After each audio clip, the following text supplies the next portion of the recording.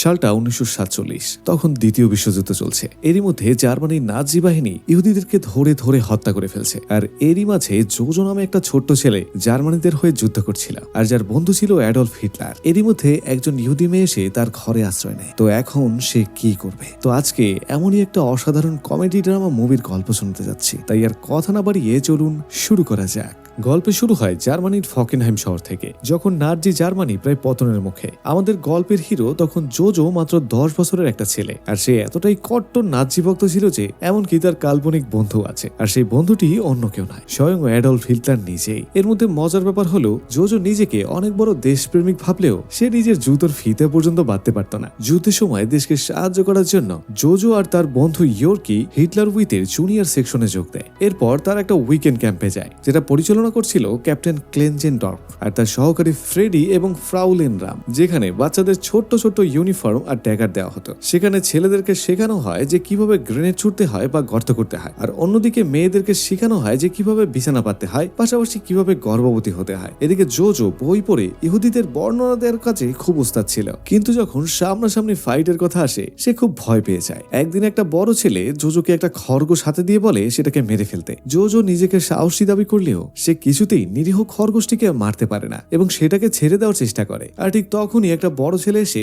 খরগোশটাকে ধরে মেরে ফেলে, আর সে জোজোকে নিয়ে হাসাহাসি করতে শুরু করে। এরপর সবাই তাকে হাসি ঠাট্টা করে তার নাম দেয় জোজো র্যাবিট। এভাবে অপমানে কাঁদতে কাঁদতে জোজো তখন জঙ্গলে চলে যায়। ঠিক তখনই তার কাল্পনিক বন্ধু অ্যাডলফ হিটলার তার সামনে এসে হাজির হয়। হিটলার তাকে বোঝায় যে খরগোশ মোটেও ভীত নয়, বরং সে খুব চালাক আর সাহসী। এভাবে হিটলারের কথায় সাহস পেয়ে জোজো তখন ক্যাম্পে ফিরে আসে। আর ক্যাপ্টেন যখন বাচ্চাদেরকে গ্রেনেড ছোড়া শেখাচ্ছিলেন তখন জোজো হুট করে ক্যাপ্টেনের হাত থেকে একটা গ্রেনেড ছিনিয়ে নিয়ে দৌড় দেয়। আর সে জঙ্গলে গ্রেনেডটা ছুড়লে সেটা একটা গাছে লেগে ঠিক তার পায়ের কাছে এসে পড়ে এবং বিকট শব্দে সেটা ফেটে যায়। আর বেচারা জোজো তখন জ্ঞান হারিয়ে ফেলে। বেশ কিছুদিন হাসপাতালে থাকার পর যখন সে নিজের ঘরে জ্ঞান ফিরে পায় তখন সে দেখতে পায় তার একটা পা খোঁড়া হয়ে গেছে আর তার মুখে অনেকগুলো দাগ পড়ে গেছে।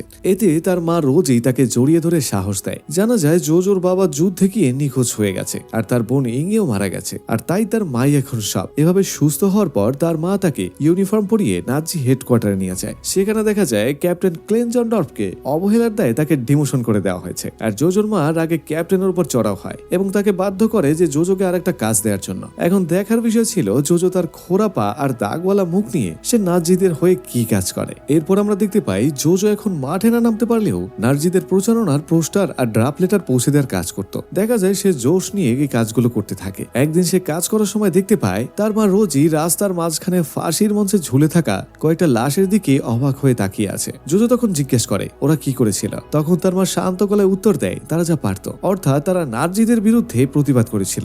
এক বিকেলে জোজো যখন বাসায় একা ছিল হঠাৎ করে সে তার মৃত বোন ইং এর ঘর থেকে অদ্ভুত কিছু একটা শব্দ শুনতে পায়। এরপর ভয়ে ভয়ে ঘরে ঢুকে দেখেছে দেয়ালের একটা জায়গায় রহস্যময় একটা দাগ। জোজো তখন তার ড্যাগার দিয়ে সেই জায়গাটা খুঁচিয়ে খুলে দেখতেই দেয়ালের ভিতরে লুকানো একটা গোপন সুড়ঙ্গ, আর সেই সুড়ঙ্গের শেষ মাথায় সে দেখে এক কিশোরীকে, আর যার নাম ছিল এলসা। এলসাকে দেখে জোজো ভূত দেখার মতো চিৎকার করে পালানোর চেষ্টা করে, কিন্তু এলসা কোনো মতে তাকে ধরে ফেলে। এলসা জানায় সে একজন ইহুদি এবং জোজোর মাই তাকে এখানে লুকিয়ে রেখেছে। এরপর এলসা জোজোকে হুমকি দিয়ে বলে যে সে যদি কাউকে এই কথা জানিয়ে দেয় তবে এলসা বলবে যে জোজো আর তার মাই তাকে সাহায্য করছে, এতে করে নাজিরা তাদের দুজনকে মেরে ফেলবে। এরপর সে জোজোর ড্যাগার কেড়ে নিয়ে এলসা তাকে ঘর থেকে বের করে দেয়। আর এদিকে বেচারা জোজো এখন মহাবিপদে পড়ে যায়। সে তার কাল্পনিক বন্ধু হিটলারের সঙ্গে বুদ্ধি পরামর্শ করতে বসে যায়। হিটলার তখন বলে ওর সাথে নেগোশিয়েট করো। এরপর জোজো একটা রান্নার ছুরি আর মাথায় একটা কড়াই পরে সেটাকে ঢাল হিসেবে ব্যবহার করে আর আবার এলসার ঘরে যায়, কিন্তু এলসা তখন উল্টো তাকে ভয় দেখিয়ে আবারও রান্নার ছুরিটাও কেড়ে নেয়। এরপর জোজো আর হিটলার মিলে একটা নতুন বুদ্ধি বের করে, আর সেটা হলো এলসার সাথে ভালো ব্যবহার করে তার বিশ্বাস জিততে হবে, যাতে করে সে নিজে থেকেই সব গোপন কথা বলে দেয়। এরপর রাতে রোজি বাসায় ফিরলে জোজো ইঁদুরের শব্দ শোনার বাহানা দেয়, কিন্তু রোজি আসলে সবই জানতো। রোজি গোপনে এলসাকে সাবধান করে দেয় যে তার আরো সতর্ক থাকতে হবে। এভাবে রোজি এলসাকে সাহস দেয়, বলে যদি একজন ভালো মানুষও বেঁচে থাকে তবেই নাজিরা হারবে। এভাবে পরদিন জোজো সুইমিং পুলে ক্যাপ্টেন ক্লেনকে দেখে জিজ্ঞেস করে আসলে ইহুদি চেনার উপায় কি। ক্যাপ্টেন তখন মজা করে বলে যে আমি নিজেও জানি না, কেউ একজন এটা নিয়ে বই লিখলে ভালো হতো। ব্যাস, জোজোর মাথায় একটা বুদ্ধি খেলে যায়। এরপর সে এলসার কাছে গিয়ে একটা প্রস্তাব দেয় যেন এলসা তাকে ইহুদিদের সব গোপন শয়তানি তথ্য দেয়, আর জোজো সেই তথ্য দিয়ে একটা বই লিখবে, আর বিনিময়ে সে এলসাকে ধরিয়ে দেবে না। দেখা যায় এলসা তাতে রাজি হয়ে যায়। আসলে ইহুদিরা তো সাধারণ মানুষের মতোই ছিল, তাই এ নিয়ে তার বেশি চিন্তার কোনো বিষয় ছিল না। এরপর শুরু হয়ে যায় জোজোর বই লেখার মিশন। এলসা তখন বুঝতে পারে যে এই পিচ্চি নাৎজিকে সত্য কথা বলে কোনোই লাভ নেই, তাই সে জোজোকে ইহুদিদের নামে উল্টাপাল্টা সব আজগুবি গল্প শোনায়। সে বলে ইহুদিরা হলো টাকালোভী শয়তান যারা খাবারের গন্ধে অ্যালার্জি পায়। আর এইসব শুনে জোজো তখন নাৎজিদের মানে জার্মানিদের সম্পর্কে বিভিন্ন প্রাউডলি কথা বলতে শুরু করে। সে বলে তারা নাকি খুব শক্তিশালী। আর এইসব শুনে এলসা তাকে চাপড়ে ধরে ভয় দেখিয়ে দেয়। আর সে বলে যে ইহুদিরা মোটেও দুর্বল নয়। এদিকে জোজোর মা রোজি প্রতিদিন বিকেলে খুব খুশি হয়ে ঘরে ফিরত। আর সে গোপনে খবর পায় যে মিত্রবাহিনী ইতালি আর ফ্রান্সের দিকে এগিয়ে আসছে, মানে নাৎজিদের হার হবে এটা নিশ্চিত ছিল। জোজো তার মায়ের এমন দেশবিরোধী মনোভাব দেখে তার সঙ্গে ঝগড়া করতে শুরু করে দেয়। এভাবে রোজি যখন না খেয়ে জোজোকে সব খাবার খেতে বলে, তখন জোজো সন্দেহ করে যে তার মা নিশ্চয়ই খাবারগুলো এলসার জন্য বাঁচিয়ে রাখছে। এভাবে জোজো তার বাবাকে খুব মিস করছিল। এরপর রোজি তখন বুদ্ধি করে তার স্বামীর একটা জ্যাকেট পরে আর মুখে ছাই দিয়ে দাঁড়িয়ে গিয়ে তার বাবার অ্যাক্টিং করতে শুরু করে। এরপর সে জোজোকে বোঝায় যে তার মা অনেক কষ্ট করছে, তাই জোজোর উচিত তার মায়ের খেয়াল রাখা। এরপর মার ছেলে মিলে নাচ গান করে পুরো রাতটা পার করে দেয়। পরের দিন জোজো এলসাকে কাগজ আর একটা পেন্সিল দেয়, আর এরপর ইহুদিরা কোথায় থাকে আর কোথায় ডিম পারে এসব আঁকতে বলে। এভাবে এলসা তখন নিজের পরিবারের কথা বলতে না চাইলেও সে তার বাগদাত্তা হাজবেন্ড নাথানের কথা বলে। আর সে বলে যে সে বিদ্রোহীদের সঙ্গে যুদ্ধ করছিল। এরপর এলসা জোজোর মাথার একটা ছবি এঁকে বলে ইহুদিরা মানুষের মাথার ভেতরেই থাকে।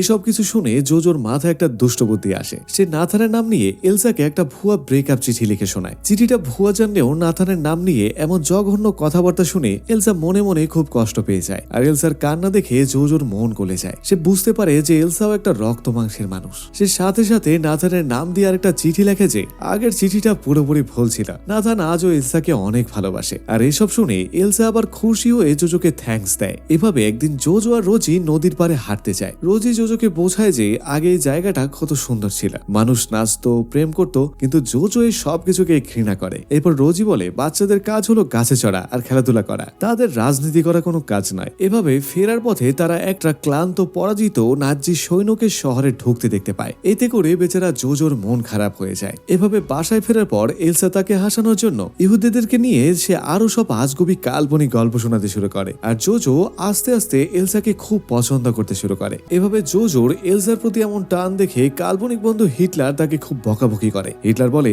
তুমি একজন জার্মান, তোমার মাথা অন্য কেউ খাটাবে এটা কখনোই হতে পারে না, তুমি কেবলমাত্র ইহুদিদেরকে হত্যাই করবে। ওদিকে জোজো ঘুমিয়ে পড়লে রোজি তখন এলসার সঙ্গে সময় কাটায়। আর রোজি এলসাকে তার মেয়ের মতোই আদর করত, কারণ তার নিজের মেয়ে আর বেঁচে ছিল না। এর পরের দিন জোজো নাৎজি হেডকোয়ার্টারে গিয়ে ক্যাপ্টেন ক্লেনকে বলেছে সে ইহুদিদেরকে নিয়ে একটা বই লিখছে। তখন ক্যাপ্টেন আর তার অ্যাসিস্ট্যান্ট ফিনকেল এই কথা শুনে হো হো করে হেসে ওঠে। এরপর ক্যাপ্টেন জোজোকে যুদ্ধের জন্য লোহালক করার বাতিল জিনিস কুড়ানোর একটা কাজ দেয়। এভাবে রোবটের মতো একটা আজব ড্রেস পরে জোজো যখন রাস্তায় ময়লা কুড়াচ্ছিল, তখন সে দেখতে পায় তার মা গোপনে নাৎজি বিরোধী লিফলেট বিলি করছিল। আর পথে তার বন্ধু ইয়র্কির সঙ্গেও দেখা হয়ে যায়। সে জানতে পারে যে সে এখন সৈনিক হয়ে গেছে। তখন ইয়র্কি বলে সেও নাকি জঙ্গলে ইহুদি দেখেছে, কিন্তু তারা অতটাও খারাপ না। এই কথা শুনে জোজো তখন একটু কনফিউশনে পড়ে যায়। এরপর বাসায় ফিরে জোজো এলসাকে একটা রঙিন পেন্সিল উপহার দেয়। আর এলসাকে মনে করিয়ে দেয় যে একজন নাৎজি আর ইহুদির বন্ধুত্ব কিন্তু বেআইনি। আর এলসা তখন হেসে বলে তুমি আসলে কোনো নাৎজি না, তুমি শুধু একজন একাকী বাচ্চা যে সবার সঙ্গে মিশতে চায়। এরপর জোজো দয়া করে এলসাকে গোসল করার জন্য তার বোনের কিছু জামা কাপড় পরার সুযোগ দিয়ে দেয়। এরপর যখন তারা একসঙ্গে ডিনার করতেই যাবে, তখনই দরজায় সজোরে টোকা পড়ে। আর দরজা খুলতেই জোজোর তখন কলিজা শুকিয়ে যায়। তখন তার সামনে দাঁড়িয়ে আছে জার্মানি আর্মি অফিসার। ঠিক তাদের পেছনেই ক্যাপ্টেন ক্লেনজর্ব আর ফিনকেল এসে হাজির হয়। এরপর গেস্টাপো অফিসাররা পুরো বাসায় তখন তল্লাশি করতে শুরু করে। আর তারা জোজোর ইউনিফর্মে কোনো ড্যাগার নেই কেন, আর তার মা সারাদিন কোথায় থাকে এইসব নিয়ে জেরা করতে থাকে। ঠিক তখনই এলসা জোজোর বোন ইং এর সাজে তাদের সামনে আসে। সে জানায় সেই নাকি জোজোর ড্যাগারটা কেড়ে নিয়েছে, কারণ জোজো সবসময় তাকে নিয়ে দুষ্টামি করে। এরপর অফিসার ডিয়ারটস এলসাকে জেরা করে আর তার আইডি কার্ড দেখতে চায়। এরপর এলসা ড্রয়ার থেকে ইং এর আইডি কার্ড বের করে ক্যাপ্টেনের হাতে দেয়। এরপর ক্যাপ্টেন তাকে জন্মদিনের কথা জিজ্ঞেস করলে এলসা তখন একটা আন্দাজ করে তারিখ বলে দেয়। আর ক্যাপ্টেন তাকে ছেড়ে দিলেও ডিয়ারটস জোজোর সেই বইটা খুঁজে পায়। আর তারা বইয়ের ভিতর ইহুদিদেরকে নিয়ে আজগুবি সব ছবি দেখে হাসাহাসি করতে শুরু করে। কিন্তু এলসা যখন দেখতে পায় যে জোজো তার বইতে তার বাগদাত্তা নাথানকে মারার সব উপায় লিখে রেখেছে, তখন সে প্রচন্ড কষ্ট পায়। এভাবে তল্লাশিতে কিছু না পেয়ে গেস্টাপো অফিসাররা সেখান থেকে চলে যায়। আর যাওয়ার সময় ক্যাপ্টেন এলসার আইডি আর জোজোর ড্যাগার ফেরত দিয়ে যায়। এভাবে তারা চলে যাওয়ার পর এলসা তখন চমকে ওঠে, কারণ সে দেখতে পায় যে কার্ডে লেখা জন্ম তারিখ আর সে যা বলেছে তার মধ্যে কোনো মিলই ছিল না। মানে ক্যাপ্টেন ক্লেন জেনে বুঝে তাকে বাঁচিয়ে দিয়েছিল। আর জোজো তখন বুঝতে পারে যে সবাই যা দেখায় তারা আসলে ভেতর থেকে তেমনটা নয়। এভাবে এলসা বুঝতে পারে সে এখন থেকে জোজোর মৃত বোন ইংগে সেজেই তাদের সঙ্গে থাকতে পারবে। কিন্তু জোজোর ওই বইতে নাথানকে নিয়ে লেখা আজে বাজে কথাগুলো সে ভুলতে পারছিল না। সে জোজোকে বলে যে তারা কখনোই বন্ধু হতে পারবে না। এদিকে তার কাল্পনিক বন্ধু হিটলারও জোজোর উপর ক্ষেপে গিয়ে চিৎকার করতে থাকে। সে বলে যে ইহুদিরা কখনোই বন্ধু হতে পারে না। এর পরের দিন জোজো যখন খাবারের খোঁজে শহরের চত্বরে যায় তখন তার পুরো জগৎ একেবারে থমকে যায়। সে দেখতে পায় রাস্তার মাঝখানে ফাঁসির মঞ্চে তার মা রোজে ঝুলে আছে। আর এটা দেখে জোজো তখন কান্নায় ভেঙে পড়ে আর তার মায়ের পা জড়িয়ে ধরে থাকে। সে চেষ্টা করে তার মায়ের খোলা জুতোর ফিতেটা বেঁধে দিতে, কিন্তু তার সেই ছোট্ট হাত দুটো বারবার ব্যর্থ হচ্ছিল। এভাবে ঘন্টার পর ঘন্টা লাশের পাশে বসে থাকার পর জোজো চরম আক্রোশে বাসায় ফিরে আসে। সে এই সব কিছুর জন্য এলসাকে দায়ী করে এবং তাকে মারার জন্য ছুরি চালায়, কিন্তু এলসা তখন তাকে থামিয়ে দেয় এবং জোজোর কান্না দেখে তাকে জড়িয়ে সান্ত্বনা দেয়। আর এলসা তখন স্বীকার করে যে সে আগে থেকেই জানতো যে রোজি বিদ্রোহীদের হয়ে কাজ করত। আর সে আরো জানায় যে জোজোর বাবাও আসলে বিদ্রোহীদের হয়ে যুদ্ধ করেছিল, কিন্তু জোজো যাতে ভেঙে না পড়ে তাই তার মা সবসময় উল্টো করে বলতো। আর এদিকে এলসার বাবা মাকেও কনস্ট্রাকশন ক্যাম্পে নিয়ে যাওয়া হয়েছে, তাই এখন তাদের ছোট্ট পৃথিবীতে জোজো আর সে ছাড়া তাদের কেউই ছিল না। এদিকে তখন দেখা যায় শহরের পরিস্থিতি একেবারে ভয়াবহ হয়ে ওঠে আর জানা যায় নাজিদের পতন শুরু হয়ে গেছে। খবর আসে তখন হিটলার নাকি আত্মহত্যা করেছে আর মিত্রবাহিনী তখন শহরে ঢুকে পড়েছে। এভাবে রাস্তায় জোজোর সঙ্গে তার বন্ধু ইয়র্কির সঙ্গে দেখা হয়ে যায়। ইয়র্কি তখন জানায় যে সেনাবাহিনী এতটাই মরিয়া হয়ে গেছে যে তারা বাচ্চাদেরকেও যুদ্ধে পাঠিয়ে দিচ্ছে। এরপর ফ্রাউলেন রাম জোজোকে একটা নাজি জ্যাকেট পরিয়ে দেয় যাতে নিজের পক্ষে লোকেরা তাকে গুলি না করে। ঠিক তখনই একটা বিশাল বোমা বিস্ফোরণ ঘটে যায় আর সে দেখে বয়স্ক মানুষ আর ছোট বাচ্চারাও যুদ্ধে নেমে পড়েছে। তখন ক্যাপ্টেন ক্লেনজর্প আর ফিনকেলকেও তাদের সেই আজব রঙিন ইউনিফর্ম পরে যুদ্ধ করতে দেখা যায় আর ভয়ে জোজো একটা পরিত্যক্ত বাড়িতে লুকিয়ে থাকে। এরপর যুদ্ধ শেষ হলে জোজো বাইরে এসে দেখে আমেরিকানরা নাজি পতাকা নামিয়ে নিজেদের পতাকা উড়াচ্ছে আর সোভিয়েত সৈন্যরা সকল নাজি সৈন্যদের ধরে নিয়ে যাচ্ছে। জোজোর গায়ে তখন নাজি জ্যাকেট দেখে তাকেও কয়েদিদের সঙ্গে বন্দী করে নিয়ে যাওয়া হয়। সেখানে ক্যাপ্টেনের সঙ্গে তার দেখা হয়ে যায় আর তখন ক্যাপ্টেন জোজোকে বাঁচানোর জন্য একটা অবিশ্বাস্য কাজ করে। সে জোজোর জ্যাকেটটা খুলে ফেলে এবং তাকে ধাক্কা দিয়ে ইহুদি বলে গালি দিয়ে তার মুখে থুতু ছিটিয়ে দেয়। আর এতে করে সৈন্যরা ভাবে জোজো হয়তো কোনো ইহুদি বাচ্চা যাকে নাজিরা ধরে এনেছিল, তাই তারা তাকে ছেড়ে দেয়। কিন্তু জোজো তার চোখের সামনে দেখে ক্যাপ্টেনকে ফায়ারিং স্কোয়াডে নিয়ে যাওয়া হচ্ছে। এভাবে বাড়ি ফেরার পথে তার ইয়র্কির সঙ্গে আবার দেখা হয়ে যায়। ইয়র্কি তখন বলে যে এখন তো এলসা মুক্ত, তাই সে যেখানে খুশি যেতে পারে, কিন্তু এলসা তাকে ছেড়ে চলে যাবে এই ভয়ে জোজোর মন একেবারে ভেঙে যায়। তখন সে বাসায় গিয়ে এলসাকে একটা বিশাল মিথ্যা বলে বসে। সে বলে যে জার্মানি যুদ্ধে জিতে গেছে আর এটা সে এই কারণে বলে যে এলসা যাতে বাসা থেকে বের না হয় আর জোজোকে ছেড়ে যাতে চলে না যায়। কিন্তু জোজো যখন নিজের আঁকা সেই বইটার পাতা উল্টায় সে দেখতে পায় তার মায়ের ছবি আর একটা খাঁচায় বন্দি খরগোশ। আর এটা দেখে তার বিবেকে লাগে। সে বুঝতে পারে যে এলসাকে এভাবে বন্দি রাখা কোনোভাবেই ঠিক হচ্ছে না, তাই সে আবারও নাথানের নাম নিয়ে একটা ভুয়া চিঠি লেখে এবং সে এলসাকে পড়ে শোনায়। আর চিঠিতে লেখা ছিল নাথান তাকে শহর থেকে বের করে নিয়ে যাওয়ার একটা প্ল্যান করছে। আর ঠিক তখনই এলসা এক বিশাল সত্য ফাঁস করে। সে জানায় যে নাথান আসলেই গত বছর যক্ষায় মারা গেছে। সে জানতো যে জোজোর চিঠিগুলো মিথ্যা লিখছে, কিন্তু জোজোর এই পাগলামি আর ভালোবাসা তাকে বন্দি জীবনে অনেক শান্তি দিচ্ছিল। জোজো এবার সাহস করে বলে ফেলে যে সে এলসাকে অনেক ভালোবাসে। আর এলসা তখন হেসে উত্তর দেয় সেও জোজোকে ভালোবাসে, তবে সেটা ছোট ভাইয়ের মতো। আর জোজো এটা তখন মেনে নেয় আর ঠিক করে সে এলসাকে মুক্ত করে দেবে। তখন কাল্পনিক হিটলার তখন জোজোর এমন পরিবর্তন দেখে ক্ষেপে যায়। সে শেষবারের মতো জোজোর মগজ ধোলাই করার চেষ্টা করে, কিন্তু জোজো এবার তাতে ভয় পায় না। সে হিটলারকে সজোরে একটা লাথি মারে এবং হিটলার তখন জানালা দিয়ে ছিটকে বাইরে পড়ে যায়। এভাবে জোজো তার কাল্পনিক নাজি আদর্শ আর হিটলার দুটোকেই নিজের জীবন থেকে চিরতরে বের করে দেয়। এরপর জোজো এলসাকে নিয়ে তার বাসার সদর দরজায় দাঁড়ায়। এলসা বাইরে বের হতেই খুব ভয় পাচ্ছিল, কিন্তু জোজো তাকে সাহস দিয়ে বাইরে নিয়ে আসে। আর বাইরে বেরোতে এলসা দেখতে পায় যে রাস্তা দিয়ে আমেরিকান পতাকাবাহী গাড়ি যাচ্ছে। এতে করে সে বুঝতে পারে যে জার্মানি হেরে গেছে এবং জোজো তাকে মিথ্যা বলেছিল। এতে করে রাগে আর অভিমানে এলসা তখন জোজোর গালে সজোরে কষি একটা চর বসিয়ে দেয়, কিন্তু সেই রাগ আর বেশিক্ষণ স্থায়ী হয় না।